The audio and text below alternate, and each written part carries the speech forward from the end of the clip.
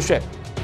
આ તરફ વલસાડના ધરમપુર કરા સાથે વરસાદ, ગઢી અને બિલદા વિસ્તારમાં વરસાદ, વલસાડમાં સતત ત્રીજા દિવસે વરસાદ, વરસાદને કારણે પાકને વ્યાપક નુકસાનીની ભીતિ છે।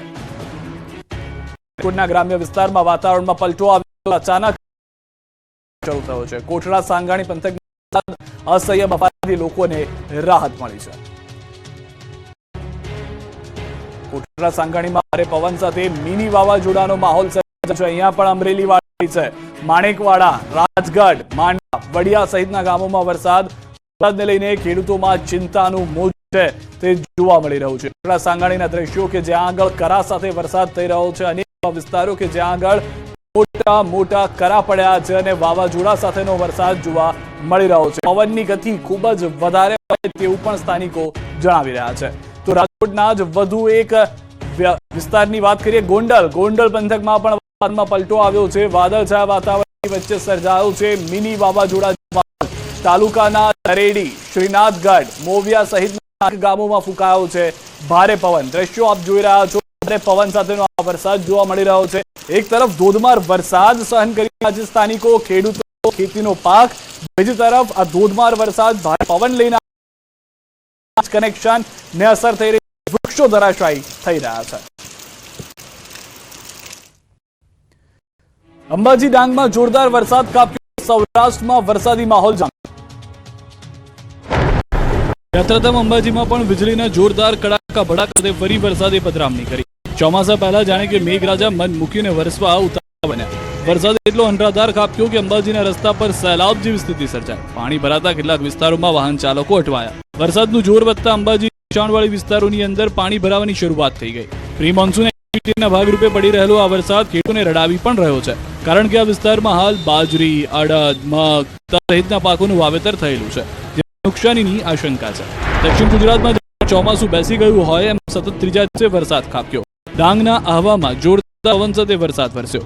સોમવારથી લઈને સુધીમાં દરરોજ બપોર બાદ આહવામાં મેઘરાજાએ પધરામણી કરી। પવનના સુસવાટા સાથે બુધવારે પણ થોડા સમય માટે મેઘરાજાએ તાંડવ મચાવ્યું। અસહ્ય ગરમી વચ્ચે પ્રવાસીઓ ખુશખુશાલ થયા, જોકે ખેડૂતોને ઉનાળુ પાકમાં નુકસાનીની આશંકા છે। આ તરફ સૌરાષ્ટ્રમાં પણ બપોર બાદ વરસાદે હાજરી પુરાવી। જૂનાગઢમાં બપોર બાદ વાતાવરણમાં પલટો આવ્યો। વાદળછાયા વાતાવરણ વચ્ચે વરસાદ વરસ્યો। આઝાદ ચોક, માંગનાથ ચોક, વણઝારી ચોકમાં વરસાદી ઝાપટા પડતા અસહ્ય બફારાથી લોકોને રાહત મળી, જોકે આંબાવાડીઓમાં કેરીના પાક ખરી જતા ખેડૂતો ચિંતાગ્રસ્ત બન્યા।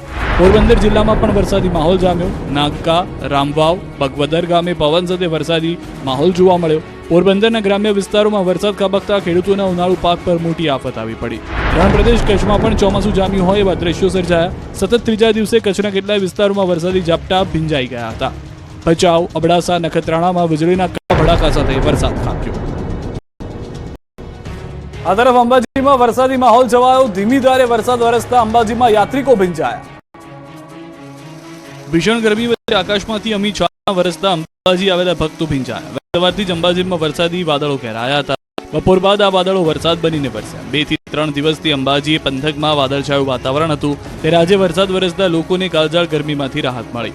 સતત બીજા દિવસે અંબાજીમાં વીજળીના કડાકા ભડાકા સાથે વરસાદ ખાબક્યો। કેટલાક વિસ્તારોમાં ધોધમાર તો કેટલાક વિસ્તારોમાં ધીમી ધારે વરસેલા વરસાદથી વાતાવરણમાં ઠંડક પ્રસરી।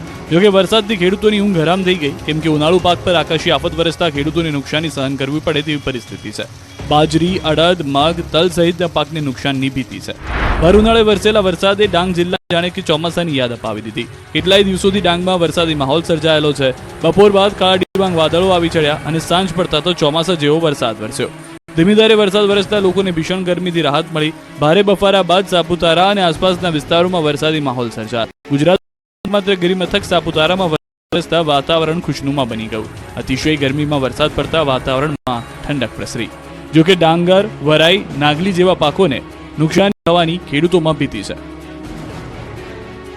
વલસાડ જિલ્લામાં સતત ત્રીજા દિવસે વાતાવરણમાં પલટો આવ્યો હતો। આજે પણ જિલ્લામાં અંતરિયાળ વિસ્તારની અંદર કમોસમી વરસાદ વરસ્યો। ધરમપુર અને આસપાસના વિસ્તારમાં આજે પણ ખૂબ જ ભારે પવન સાથે તોફાની માહોલમાં વરસાદ વરસ્યો, તો કેટલાક વિસ્તારોમાં કરા પણ પડ્યા। ધરમપુરના બોપી, નળગદરી અને હનુમંતમાળ વિસ્તારમાં તો કમોસમી વરસાદ વરસ્યો અને ભારે પવન સાથે વરસ્યો। છેલ્લા 3 દિવસથી જિલ્લામાં બદલાયેલા વાતાવરણ અને વરસાદને કારણે કેરીના પાકને નુકસાનીની ભીતિ સેવાઈ રહી છે। આથી ખેડૂતો ચિંતાનો માહોલ છે। હજુ પણ જિલ્લામાં વરસાદની હવામાન વિભાગની આગાહી યથાવત છે।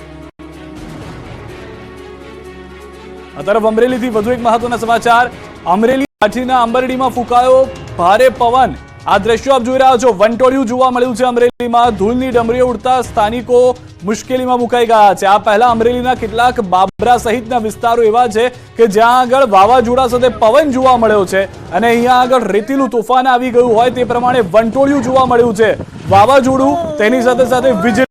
સ્થાનિકો જે મોબાઈલની અંદર આ વિડીયો શૂટ કરી રહ્યા હતા તેઓ ઉચ્ચાર કરતા જોવા મળી રહ્યા છે, કારણ કે કોઈ પણ વિચાર્યું નહીં હોય કે ભર ઉનાળે આ રીતે પરિસ્થિતિ જોવા મળશે. પશુધન ત્યાં જોવા મળી રહ્યું છે. આ વંટોળિયું આવતાની સાથે સાથે લોકો ત્યાં ઉભા હતા અને આ વીજળીનો કડાકાના દ્રશ્યો અહીંયા જોવા મળશે. આ બ્લાસ્ટ થયો હોય જાણે વીજળીનો તે પ્રમાણેની પરિસ્થિતિ અમરેલી જોવા મળી છે. લાઠીના આંબરડીમાં આવા દ્રશ્યો જોવા મળી રહ્યા છે. પત્ર ઉડી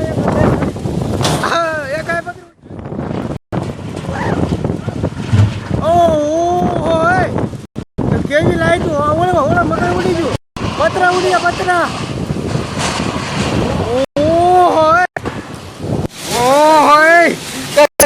એટલી ધૂળ ધૂળ આમ જો ઓલા પણ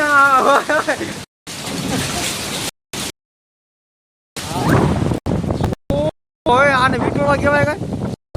દ્રશ્યો આપ જોઈ રહ્યા છો. બીજા દ્રશ્યો પણ અમે આપને બતાવી રહ્યા છીએ. વંટોળિયાના પતરા ઉડી ગયા છે. એક મકાનની અસર થઈ હતી. આ દ્રશ્યો આપ જો હતું ન હતું થઈ ગયું છે. પતરા ઉડીને આસપાસના વિસ્તારોમાં જઈને પડ્યા છે. લોકો સદનસીબે બચી ગયા કે કોઈને ઈજા નથી થઈ. એટલી ધૂળ ધૂળ. રાજકોટના ગ્રામ્ય વિસ્તારોમાં પણ વરસાદ. અધિકાના મેટોડા, ખીરસરામાં વરસાદ, વાજડીવર, રાતૈયા, ચીબડામાં પણ વરસાદ છે.